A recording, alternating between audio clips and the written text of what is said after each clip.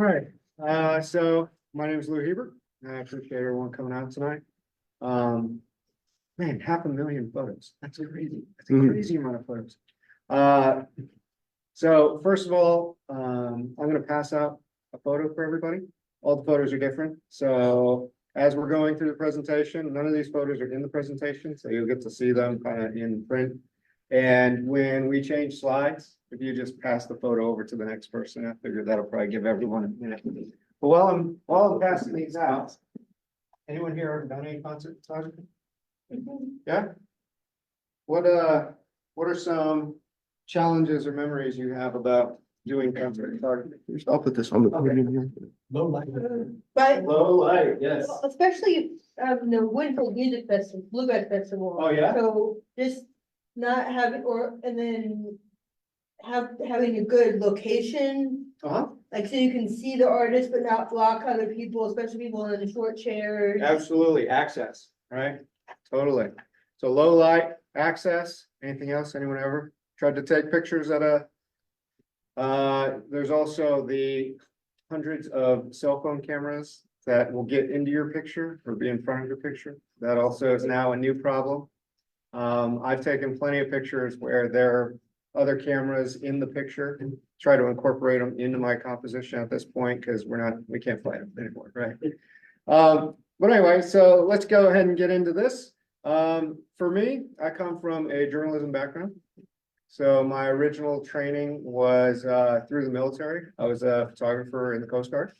And I went to the Defense Information School. And when they taught photography, when I was there back in 2002, the way that they taught it was you shot on film and you were given two lenses. You were given two primes. So you got a 50 and you got a 20 and you had a camera body and that was it. And the idea was every night our homework assignment would be 2 rolls of 24 exposure, go out, get me 48 new faces. So you would just kind of canvas places and you would practice using those two lenses. And so when I got into concert photography, I stayed with my habit of those two lenses, which are these buttons then. Okay. So most everything you're going to see today was shot on one of those two lenses. So that adds to kind of the uniform style. My particular style of using foot zoom rather than using super zooms or any of that. I do own some zoom lenses, but for me, I love primes. So we'll start at the decisive moment because I believe that that is where all good concert photography begins. And in order to capture the decisive moment, if you want to pass the photo.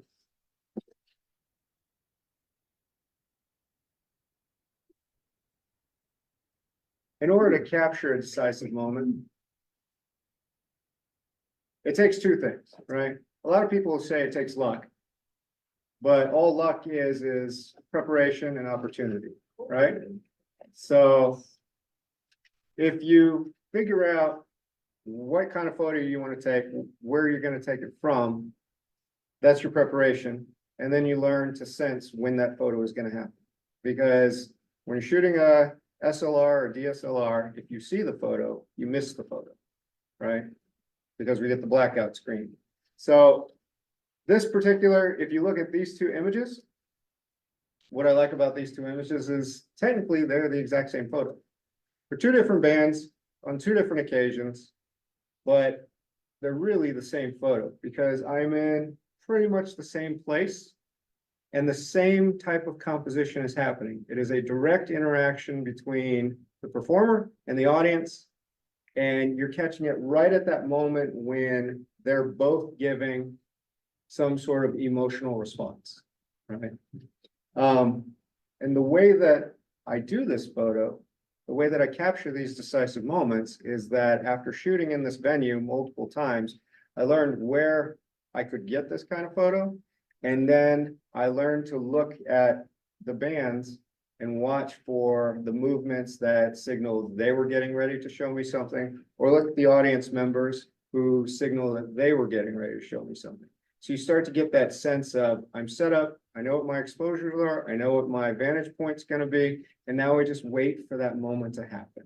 And I think that really is what Cartier was talking about when he was talking about the decisive moment, because it's not that luck shot. It's not that you're walking around and you just luck into grabbing the picture.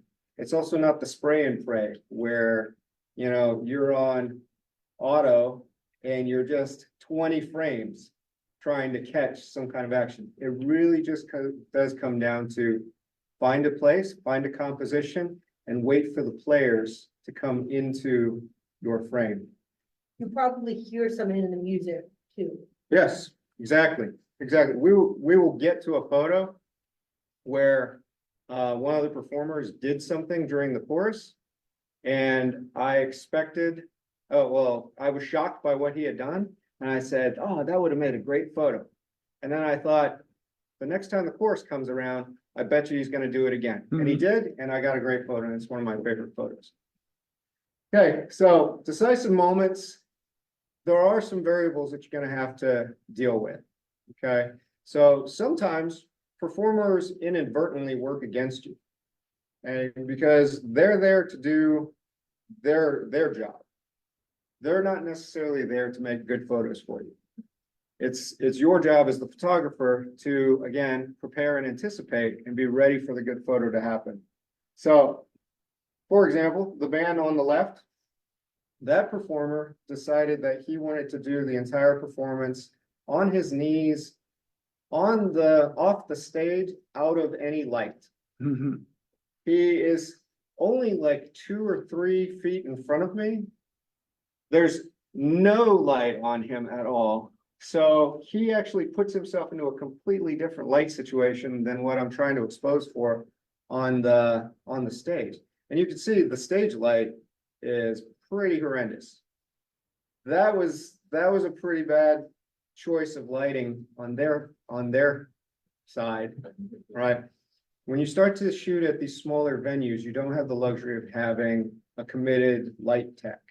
You might have a light tech that will start the lighting for you, but as the show progresses, that lighting might deteriorate, or they might start it at a really low level and then it just never gets built up. So you end up working in an extremely low light situation.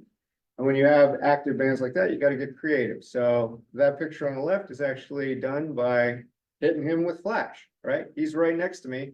So I hit him with the flash, and fortunately it's a long enough exposure to get the background as well. The band on the right, he performed the entire performance with his back to the audience. It was kind of like being in on their rehearsal. And I don't know why. You know, you never really know why some performers do it the way that they do. I mean, Jim Morrison did that, right? That was the big thing when he finally like turned around and faced the audience. But in order to get this shot, you have to move. And that's what I love about foot zoom. That's what I love about working with the primes, is they force me to have to walk around and crawl around and find where is going to be the better vantage point. So to take this picture, there's actually a speaker right here. My head is up against the speaker so that I can still look through the viewfinder. I do wear earplugs all the time. Yeah. And I highly recommend that if you shoot a lot of concert photography, wear earplugs. But I got to a vantage point, and then it was also a learning opportunity, because then I know that this vantage point also exists. And in a lot of my photos at this venue, I will go back to this vantage point, because this particular spot with my head pressed up against the speaker is one of the spots where I can always capture the entire band. For some reason, they always fit into this geometry right here. I always get that triangular geometry from this perspective. And sometimes I can even play with it, and I can shoot them from up high or down low to really accentuate one of the members of the band. There's probably a math explanation for it. Absolutely, yeah, golden ratio somewhere in there, right? One thing I do want to point out is that the venue that you see here, this is Monica House in Wichita. It's in Riverside. And Monica House has really been like, it was basically like my internship this last year, because they gave me great access. They worked with me, all this wonderful opportunity. So I have a huge gratitude for Monica Maddox and Jared Maddox, who run and own Monica House. Because they're extending the opportunity for me to photograph there, gave me the opportunity to learn how to photograph there. And that really is what it comes down to when you're working in these smaller venues. The Cotillion, you show up to the Cotillion, they have beautiful light. They have a wonderful front little area right in front of the stage. So as long as you're not standing up and blocking people's views, you're still going to get really great shots because the stage is this high and the people are going to give you big performance. But when you start working in these smaller venues, as we'll see in, things can get really crowded, right? And again, this is where I love working with that 20 millimeter, because on the left, that house was packed. I am, like, he's playing a trombone and he didn't bring a slide trombone because the venue's too small, so he played that trumpet trombone. But this band had, there's actually, let's see, 3 members that you can't see in that photo. So 6 members on stage and about 100 people packed behind me in a space probably a quarter the size of this venue right here. Wow. So it's hot, it's crowded, a lot of excited people, but you're still trying to get good shots, right? And you're trying to do it in that low lighting. You're trying to do it with very limited movement and new vantage points. So in that particular case, one of the things that I always do is I go low. I will always duck down, one, because it's a courtesy to everyone that's at the show. Don't block the show, right?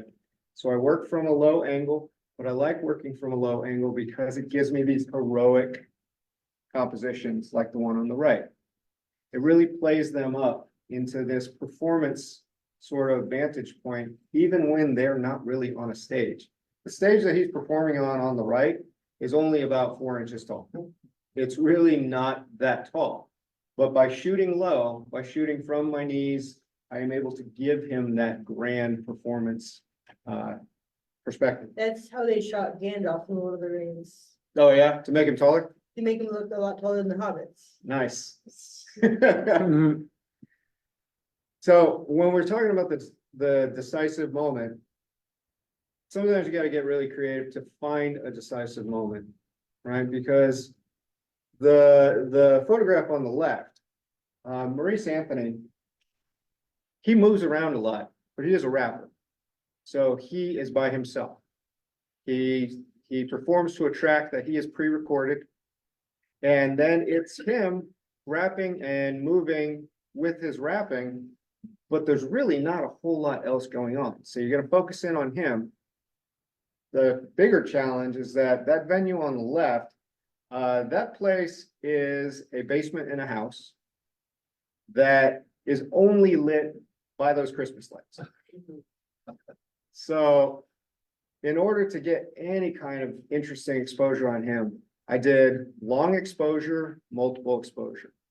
So on a camera that I was using that was shot on a Lumix, what I did is I set it up for the multiple exposure and then I just cranked up my exposure time for as long as I could to get the first shot, which is the lights in the background. And then on the second shot, I hit him with a flash at the rear of the curtain.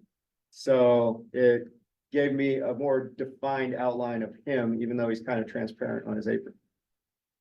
But you have to pull out all the stops when you're working in some of these lighting environments. So again, trying to give them that performance look in a situation that's not necessarily conducive to performance, right? Now, the picture on the right, Minor Angst, this is about the most expressive thing that he did during his whole show. He was very subdued. And it's hard to capture energy when a performer doesn't necessarily do a lot of physical performance. They might put a lot of it into their voice, a lot of it into the music writing. There can be a lot of emotion there. But in concert photography, a lot of times that can be really hard to read. And so we're going to talk a little bit more about the challenges of performers who don't necessarily have as big a external show grown yet. It's mostly internal show at this point. We'll get to that a little bit more as we go through the presentation. I'll start another round of pictures for you. I kept waiting for you to say thousands. There you go. There you go. So. Another interesting challenge. Now, not all. There's a ton of shows that if you photograph at larger venues, they've got the photo pit. Right, and the photo pit is that space where the bouncers are right in front of the stage. And usually photographers are able to move back and forth directly in front of the stage without really having to interact with the crowd. Right, they usually have a little barrier, but that's for more of your bigger venues. So like Riverfest. Riverfest has a photo pit. Okay, but again, smaller venues, there's no photo pit. And if you're directly in front, you might be blocking someone's view. So when you try to step back and you move around a little bit, sometimes you end up actually in the crowd. And so I don't know if you can tell that photo on the left, that is a very excited fan who is wildly flailing every one of his appendages. And I wanted to capture that to put it into the context of the photo because it really adds just that other element that you can have a greater sense of what their music sounds like, right? Because portraying music, portraying an auditory thing in a still image that's a pretty challenging ask, right? And so this is one of the like main focuses of concert photography, as far as I believe it to be, is trying to capture not only the portrait type image of the person, but also the aesthetic feel of what that experience was like. And so you'll notice in a lot of my photos, it might be grainy, it might be overblown with some lighting. It might be technically off, but I leave those in sometimes because they will contribute to that feeling of the photo. And I want the photo to give you the feeling of what it was like to experience that band. So on the right here, I mean, seeing a person dressed as a clown screaming is a pretty decisive moment. She spent the majority of the show with a big smile and lots of performance, but then this one song was just really from the heart about a lot of pain. And I think it very accurately comes across in that photo. So decisive moments, not necessarily always the big jumping or the big hair like fanning out behind them. Sometimes it's that emotional display. And just like we do in our normal everyday, emotions, sometimes they will just flash. They will come across in just a flash, where just that moment when the artist lets you in for just a second. And it's really hard to anticipate it, but after you've shot enough bands, you start to sense it because, like you said earlier, it's in the music, right? So they're giving us a roadmap to the better photos. All right, so let's talk about equipment. And here, I will put a background photo up here. If you get tired of looking at me, you can look at that photo. I'll talk about my equipment. So this here, if I stand over here, am I off camera? If you're at the, you're the podium's kind of where the camera is. Okay. And I'll stop the share so that people can see that, not people on Zoom can see you. Okay. Better. So this is the camera that I use. It's a D600. So not the latest, greatest, but the reason I chose the D600 as the train station I was going to get off the ever advancing technical digital camera trains was because it was the first prosumer full frame camera. So it shoots a full frame. It shoots 6400 ISO. It has all bells and whistles of the prosumer market, and it will run you a fraction of what a lot of the modern versions. So you start to get into a lot of the higher end prosumers, especially the ones that come out in the last 5 years. You're looking at like $2-3 grand. The D600 nowadays comes in under 500. So if I get hit while I'm taking a picture, which has happened, people knock your camera out of your hand, those kinds of things, they fall, straps break, all that stuff. A $500 loss is a lot easier to weather than the $2,000 loss. So I think you probably know some of the techniques, if you're just not familiar with what all the words Sure. mean that you were using just now. Oh, like which one? Just a lot, like 5 or 10 of them. Oh, sorry. Prosumer, for example. Okay, so prosumer is a market of digital camera that is supposedly halfway between consumer and professional. Okay. So in the Nikon market, because I shoot Nikon, in the Nikon market, your what is it, D7 now, D8? Where are they at? Z6 is probably the closest to the new ones. Before that, it'd be the D7. I'm talking about they're strictly pro level where Oh, you're Z9. into like, yeah, Z9, so, Z8. and those come in at like $7,000 for a camera body, right? And then you've got, at the other end, you've got the straight consumer where it's like your Rebels, like your digital Rebel, right? So prosumer are usually right in the middle. A little more expensive as an entry-level camera, but has a lot more of the pro level capabilities. Even I've been shooting on D600s for a couple years now, and even at this point, like the manual is that thick. I probably know solidly half of the functions. I know enough to be dangerous with this camera, but this camera is still smarter than I, right? But as far as lenses go, this is a 20 prime. It is the 2.8. So again, affordability because I work in an environment where things are going to get broken. It is not a matter of if, but it is a matter of when will someone knock it out of your hand, or when will you just drop it? When I shot at the Cotillion, I actually used 2 camera bodies because it was going to be a long show and I didn't want to keep going back and forth having to change out my lenses. So I wore, the dual strap with the 2 camera bodies and I shot. And I could completely see how people with a longer lens, maybe you've got a 200 millimeter on there, so that thing's hanging down your thigh and that thing gets moving and it's pretty easy for it to hit a barrier and crack right there, a lens gone, or, it just doesn't function right.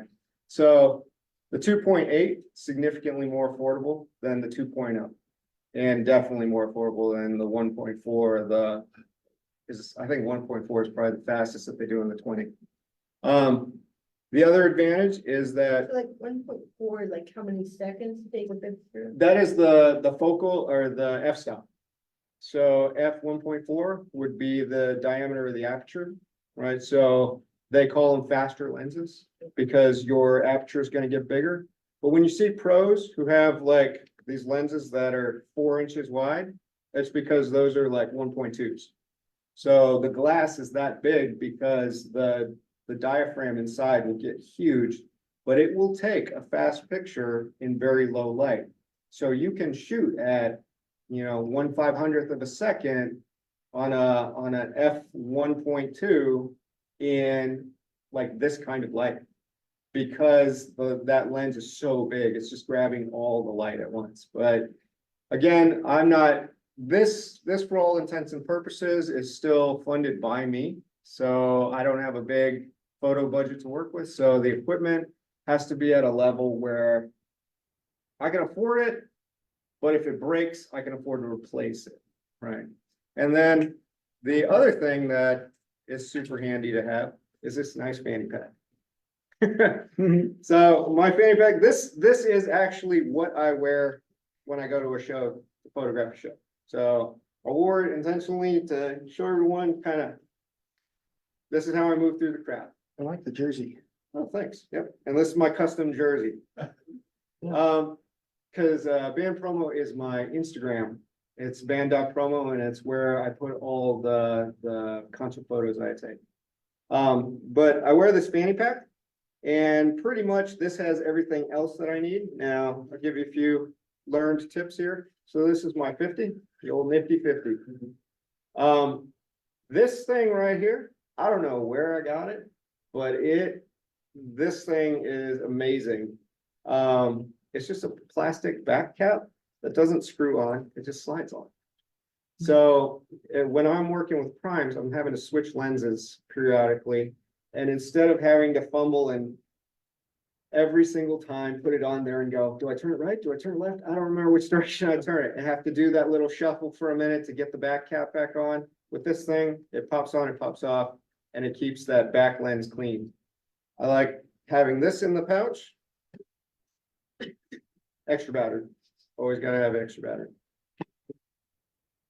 And then I do carry an outboard flash. So having a speed light, essential for certain environments, right? But again, it stays in the pouch. It doesn't live on the camera because it's a very rare instance when I'm going to use the speed light. Now you'll notice I do have the Omni, what do they call them? Omniburst filter on it. It's a diffuser. Okay, so it's just a translucent diffuser. My photography mentor, when I was much younger, he hated these things. He was like, that's the silliest thing ever, because you don't know what direction the light's going, which is true. You don't know what direction the light's going, but everywhere it goes, it's nice and soft. So I still use it.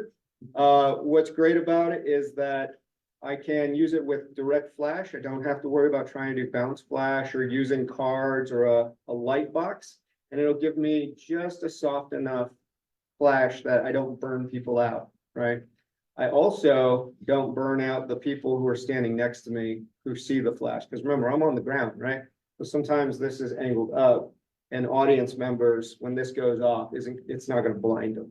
It might distract them, so I don't use it very often, but it's not going to blind them. And again, staying mindful of cost and reasonable replacement costs. This is just a Godox. So, I mean, this is a $50 speed light, but I chose it because I love how the intensity is controllable. It's got a real simple interface on the back, 3 buttons. And so it's not nearly as hard to dial in. I used to have a Nikon speed light, SB26, and that thing had all kinds of buttons and measurements and stuff. And I'm like, I don't even know what this is talking about. So I think that is one thing that doing concert photography has taught me is learn your equipment and then work with the equipment that works for you. Like it's, we're all photographers. We all know that you get into those situations where everybody's like, oh, I have this camera. But when I show up to take photos of stuff and I show up with my D600 and I see other photographers there and they've got their fancier cameras, that's fine. If that works for you, that's great. So I just say, find what works for you and go with it. As far as settings go, I'll tell you real quick what my settings are. Usually I'm going to shoot wide open on the aperture. So my Nifty 50 here is a 1.8. So I will usually shoot it at a 2.0. I don't go all the way down to a 1.8 because I don't like a lot of bokeh. That really blurred background with a super shallow depth of field can look really cool, but it is really hard to get on a moving subject. And oftentimes what will end up happening is like somebody's eye will be in focus, but their nose will be blurry. Like, okay, this is way too shallow. So for my purposes, 2 to 2.8, that's really where I like to hang out. And that's probably because my 20 millimeter is a 2.8. So it's my comfortable depth of field. This particular picture, one of the things that I really like about it is one of those moments, right? So it's not necessarily a decisive moment, but it is definitely a moment, and it captures a feeling of the performance. I had never actually been to a performance where everybody sat down. Just in the middle of she was like, okay, I'm going to do this next song and I want everyone to sit down. So they all did. And they did one song where she sat down and she played this acoustic song for everybody. And everybody was very much enjoying this like kumbaya moment. And then she got back up and started screaming again. It was like, okay, that was a great contrast moment that we were able to capture. And I love it being in black and white because it gives it that old like 1960s feel. Well, I guess the 1960s that I imagine, because I obviously wasn't there. So let's get into, let's see. Oh, here, you just worked that. There you go. Let's get into venue challenges. We talked a little bit about this. So a lot of venue challenges can also turn into venue advantages. So this particular venue challenge was the fact that at this show, there wasn't a really big crowd. Yeah, for this performer, there wasn't a really big crowd and everybody in the audience wanted to stand at the very back. Which happens. But the advantage to this was I was able to get on the stage up there with the performer. He didn't mind. Nobody in the crowd seemed to mind. And everybody was able to be in this photo again of the artist interacting with the band, even though he doesn't necessarily do a lot of physical performance. It's that moment of interaction that made this photo really interesting for me. So this one was shot in a venue that, again, it's an old barn place. I probably would be condemned if they had a license. But you can see like there's roof damage and there's like 100 people in here. And so in order to get this picture, I'm kind of trapped at the front, right in front of the stage. And I want to get everybody in the photo. That's one of my signature moves. I like having every band member represented in the photo, but it can be hard to create that kind of geometry and composition. So I found a spot. I had the 20 millimeter and I just waited for those elements to show up. So things that I knew to look for was that Pabst Blue Ribbon sign on the left was throwing that crazy light glare up onto the roof. So I kept shimmying around till I could get his head placed in the middle of that, which gives it a great highlight. And then just finding that happy point where I could get those three to be in a leading line into the image. So again, no stage lights, right?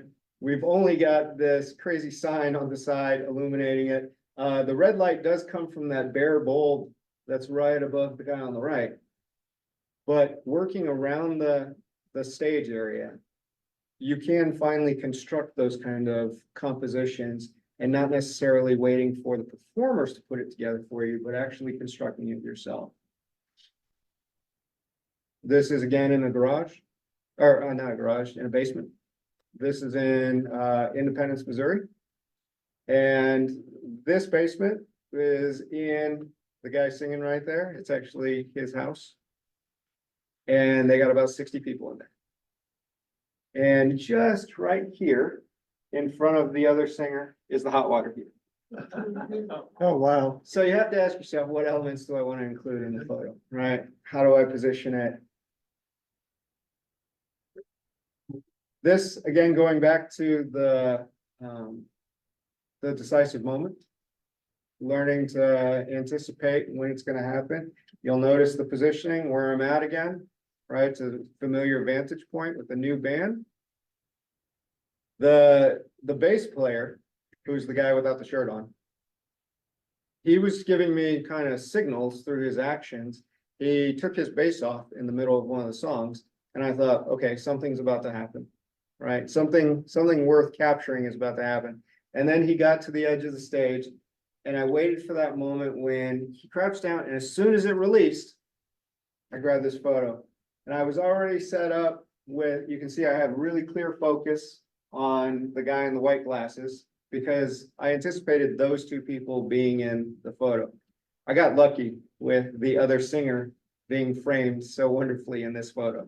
So sometimes you do get lucky. Sometimes there is things that you didn't anticipate that do make it even better.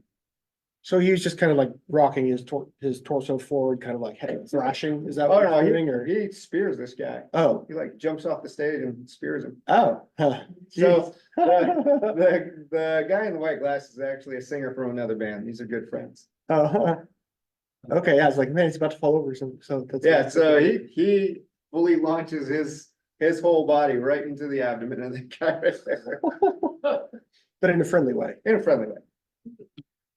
So this photo is another one of those anticipated moments. You can see it's very crowded. Now I had been to a show for this band, this is Profanity. I'd been to one of their shows before. I knew that they like to come off the stage at the end of the show. They like to get in the audience. And the first time I saw it, I was in a completely wrong place. I didn't get any photos of it. And so this time, as we got close to the end of the show, because I had seen the set list, I know what songs are at the end. I said, okay, I'm gonna get up. I am just on the stage. So again, I'm at that speaker. You can see with where the mic stand is. I am like heels on the stage as he comes up. And I get this great photo of all these people interacting with him. Lighting, it's awful. It's awful lighting, but it's a great moment. So I like these kind of pictures because at the end of the day, I feel like the overwhelming red can be forgiven because we still see a great moment. It's that photojournalism way of thinking about pictures for me, where it's the action in the picture will cause people to forgive you some of the technicalities of the photo. Performer challenges. Like I said before, some performers, they're really good at singing, maybe not so great at giving a stage show. And some performers are great at doing both, right? But everyone wants good pictures. So the picture on the left, that's Gavin and the piano. And Gavin literally stands at the piano during his performance. And that's really kind of all he does. That performance was at 10 in the morning at the library downtown. And they have those wonderful giant windows right behind him with bright morning light. Boy. He's wearing a white shirt and he's very light complected. So that's about the most challenging that you can get for taking a good photo. But the golden rule in harsh light is always expose for the people and let the background blow out, right? So that's what I did, and I think we succeeded. It has a really interesting quality to it.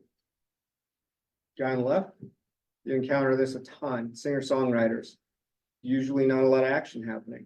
Okay, so looking for those moments where their face gets expressive.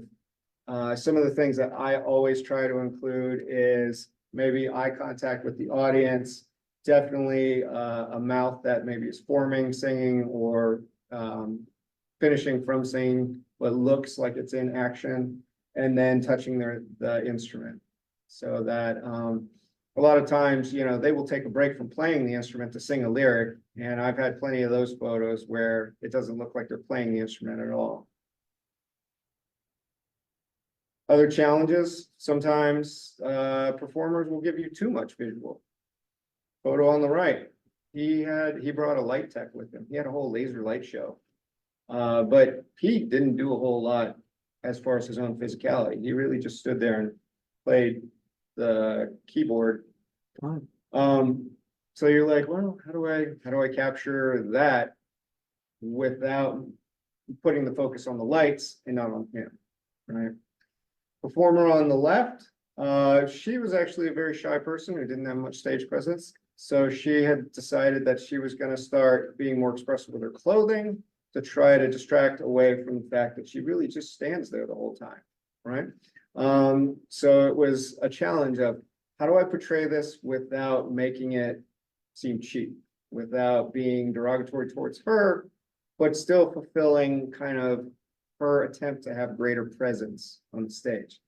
So these are all factors that a lot of times these performers, they will show up and they have one intention, but as we all know, like the camera sometimes is too objective and it might not reflect them in a positive light. So I feel like that's also a responsibility as a concert photographer. Sometimes they just use the house lights. And you're like, okay, well, we'll wait for something interesting to happen in the house lights. And then sometimes they use too much light. You're like, well, I guess we'll live with that. Singers, solo singers, super challenging because most of them have spent all their time and energy in their vocals and they sound beautiful, but capturing them in a still image with no sound, super challenging, right? And again, it's trying to pay tribute to them, trying to capture the aesthetic of their performance. While also being conscious of the fact that they are pretty stationary. So sometimes I get lucky. But most times it's about planning and it's about anticipating the fact that they're gonna be stationary. Where can I get a good flattering angle in good light? There's the singer-songwriters again. You can see the expressiveness in the face. That's really the focus. Drummers present a unique challenge. The biggest tip is always shoot through the cymbals. So get at an angle where you can see their face through the cymbals and then wait for the upbeat. It's our natural tendency to want to photograph on the downbeat. But when the downbeat happens, the sticks are down and you don't see them. Yeah.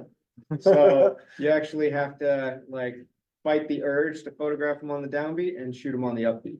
And that's when you get those, like in Final Thoughts there, that's when you get the sticks up in the air. One thing to note is that I love the fact that a lot of bands will do branding on their kick drum like that. But it's also a big trend that many venues will have a house drum that doesn't brand anybody because it makes it faster for switching over. So when they do present it, I am sure to take a picture of it. Bass players are always a challenge because they're usually not used to being the center of attention. So I look for things that are interesting about them, things that they might be highlighting. The bass on the left, he made that. He 3D printed that whole thing. Oh, And then the bass player on the right is singing in part of the chorus.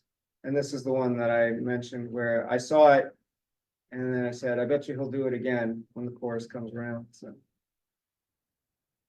And then sometimes bass players, you just have to make it more interesting. Like the one on the left, wait till the lead singer goes over there. The one on the right, frame it. Do some interesting framework.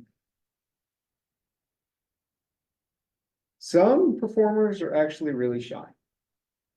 So the performer on the left, he tends to spend a lot of time kind of being small. He's very introspective. His performances come, I guess, deep from the heart. And so he tends to pull in a lot. So how do you make him big? Fill the frame. Get close and fill the frame. Performer on the right spent the whole time off the stage with his back to the audience in the dark. And it's almost to the point where you're like, maybe he doesn't want to be in the photos, right? But I like to have the whole band in the photos. So I figured out a way to respect his choice to not be, prominently in the photo, but respect that in a way where he still gets to be prominently in the photo. And then some bands are just excessive with the lights. Like, that's a lot of light. So it looks like an electrical fire happening on the left. And I thought about exposing for it, but the thing is that they're using strobe light. They're using strobe light and that's what's burning it out. So it's harder to adjust for it because it's flashing, right? So you can't really expose it. Even if you go on auto, your camera's gonna hate it. It's not gonna be able to keep up with it. So instead, what I did is I said, let's include it in the photo. It adds to the aesthetic, right? Expose for the one person and then let the rest of it blow out to tell the story. One on the right, sometimes bands are just really big. They got a lot of people. So you find a place, you frame them up and you wait for the action to happen. So it was just a matter of figuring out through the viewfinder where I could get to that square photo and then waiting for it to happen. I'm a huge fan of everybody in the band being in the photo. Even when people in the band aren't necessarily front and center performers. Right, so the bass player, through the majority of the performance, he really was just kind of off by himself. And I finally found an angle where I could compress him into the photo. is this like old time music? So it's like, Yeah, this it's is very old- different from a lot of the other bands. Oh, that yeah. do This like, kind of, whoa, it's like, oh, Yep, the old timey folk. I mean, she is not wearing shoes. Yeah. But again, and the lighting, I don't play with like After Effects filters and changing the lighting in that way. So this is their lighting choice, and I thought, what a great choice. They've got this golden hue. It really contributes to this old time classic 4-piece sound. Okay, so the last part that I was gonna talk about is what to do with the photos. And pretty much that's why I pass around the prints. I still think prints are really important. But for me, one of the things I like to do with the photos is I like to continue to evolve the photo. So the photo on the left is the second time I had seen that band. The first time I saw them, I met them at the venue where I did the multiple exposure of Maurice Anthony. I just happened to meet them. They were at that concert. Then they invited me to come see them perform, and I got this great photo of this duet. But then by building friendship and building camaraderie and an understanding of what they were trying to do, we were able to move on to this photo on the right, which was a collaboration. This was a photo appointment, like we had gotten together, we were gonna do a promo photo, but this is not a posed photo. So I feel like this photo on the right is where I'm always trying to get.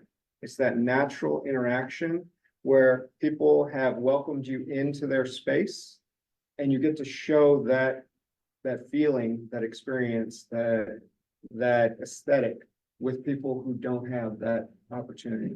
And I think that's where I can see in my work that I come full circle, because this photo on the right feels like pure photojournalism to me. That feels like a feature photo of an interaction with a group of people, and really captures that aesthetic. It feels like you're part of the group. Yeah, yep. And we are literally just in someone's backyard. I said, this should be your album cover for your album called Backyard Barbecue. That's all I've got. Any questions? I think I covered everything. Yeah. How do you, these people that are playing in basements, Mhm. how do you know when and where?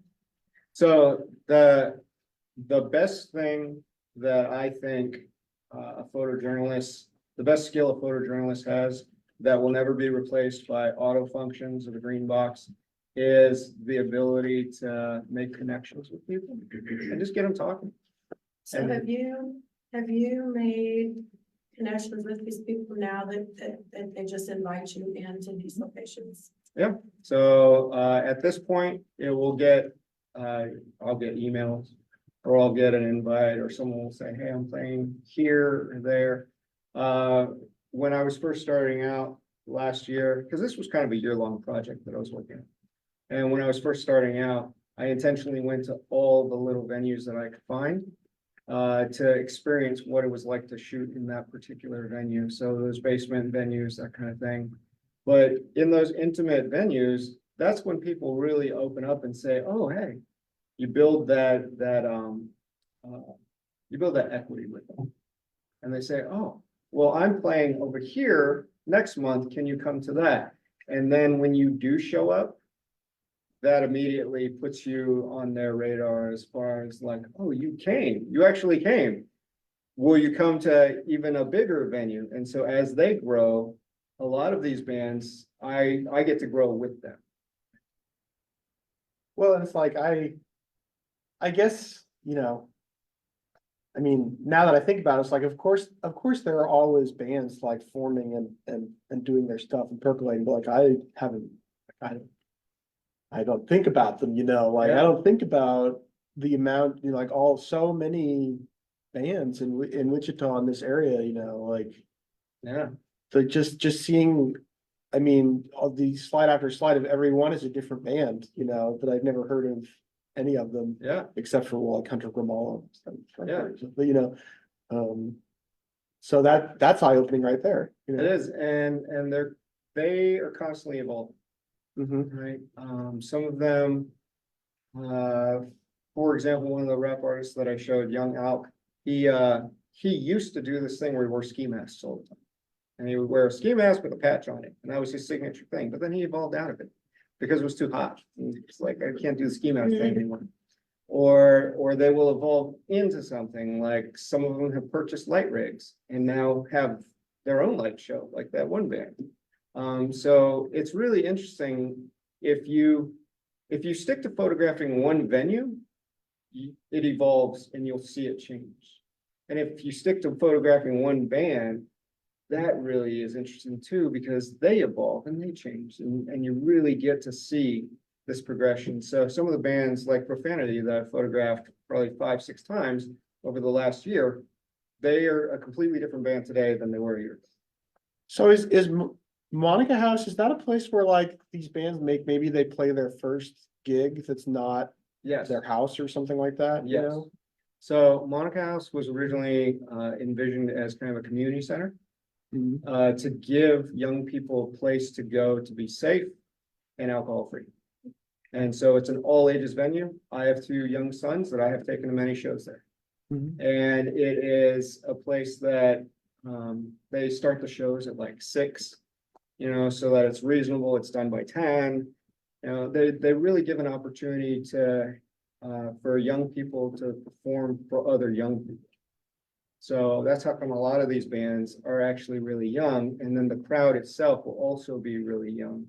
But when you think about what opportunities bands have outside of that, it's mostly bars or it's 21 and older venues. And so then they play and none of their friends can get in, so no one goes to their shows. So yeah, that Monica House really started to fill that void. And fortunately, there are other venues that have popped up over the last year, like the Hideout, that have come and also started to help fill that void. Now, you talked about something for Jen's project. Was this something you decided on your own to try to do that you were interested in? I did. then So, Bands don't pay you or anything. so they do. It's- So I have kind of a pay structure where I will give complimentary photos to kind of introduce myself. And then for further photo work, then we will do a contract. But I try to get out there and support the community through complimentary photos. Because social media, they need good photos. And oftentimes you look and on their social media sites, it'll be a bunch of, shaky cell phone pictures that really just like they hurt my eyes. So I'm trying to get out there and improve the aesthetic.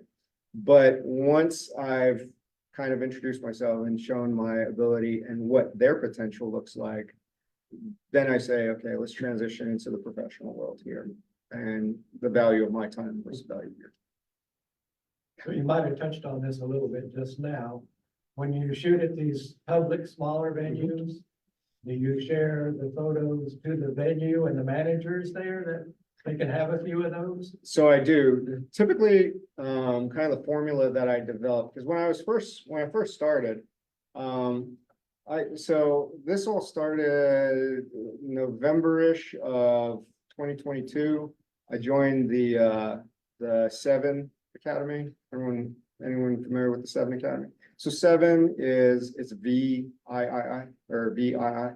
It's the French like stock photo agency that's been around forever. They do a photojournalism workshop every year. And in 2022, I got accepted into their photojournalism workshop, and it kind of rekindled my photojournalism desire. And so then I told Jenny, I'm like, I forgot how much I love taking pictures. I love taking pictures of people. But the thing is if you're not working for the Eagle or the Kansan, like people nowadays are very offish about having their picture taken, much more so than when I was in photo school, which was 2002. So because of that, I said, I gotta find people that like having their picture taken. And so I had done some concert photography work before, and I met Monica, and she told me about what their mission was. And I said, if I kind of volunteer here to support the new bands that are coming through, would that be a problem? And she was as welcoming of the support as I was eager to get involved. And then it just kind of evolved together, and we all kind of grew at the same time. So today, I think, I still put a high priority on trying to help out new bands with some photos, but my rules are usually 3 photos, low res, Instagram ready. And then, I ask that I give those 3 to them and I say, you can use these full digital license to use them on social media. But if you want the high res, I have a price chart for that. Or if you want to do exclusive photos in the future, I also have a price chart for that. But it still puts that bit of community support element in it. Could you maybe talk a bit about the, so you did the zine, the Sauce zine, I guess that kind of is, you wrapped it after 8 issues, you said, but that you also kind of interviewed these guys and sort of Xeroxed off copies of Yeah. it and stuff? Give me 1 second, Brett.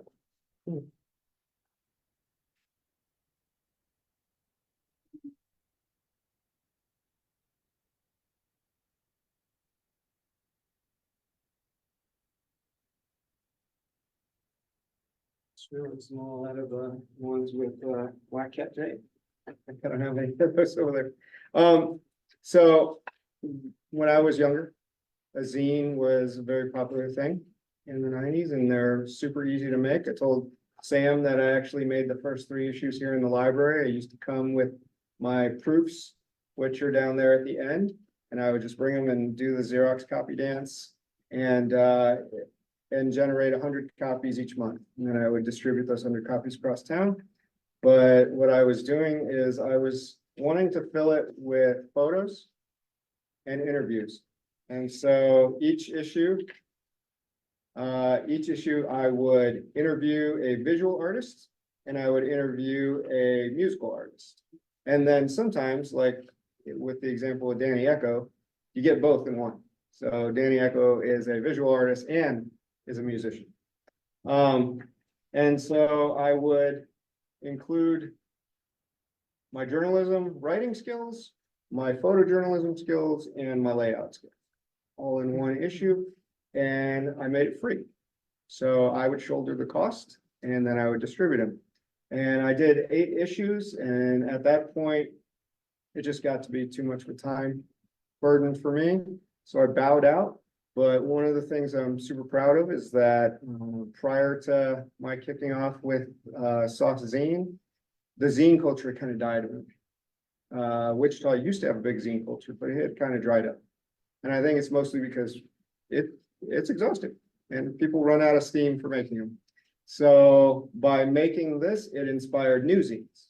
And a bunch of new zines cropped up over the last couple months. And that was kind of what gave me the thought to say, okay, my time is done. Let me pass the baton off to someone younger with more enthusiasm and more free time. And so it's great. Today, I think there's like 4 or 5 free zines that are circulating around Wichita that are basically doing the same thing. Some of them drill deeper into one type of music. I tried to spread it around so that it didn't become genre specific. But yeah, I'm pretty proud of the 8 issues we put out. And feel free to check them out. Yeah.